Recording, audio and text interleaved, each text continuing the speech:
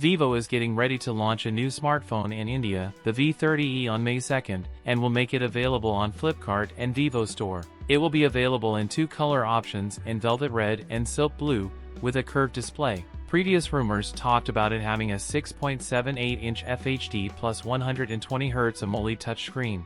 The Vivo V30e 5G is said to run on a Snapdragon 6 Gen 1 SoC with 8GB RAM. It could ship with the Android 14 operating system with Vivo FunTouch OS 14 on top.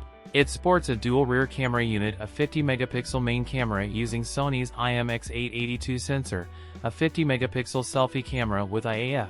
The Vivo V30e is confirmed to have a 5,500 mAh battery that is claimed to deliver 4 years of battery health and double battery lifespan compared to the industry standard. With 44-watt fast wired charging support, an IP64 rating for dust and splash resistance, Vivo V30e will be among the slimmest phones around at just 7.69mm.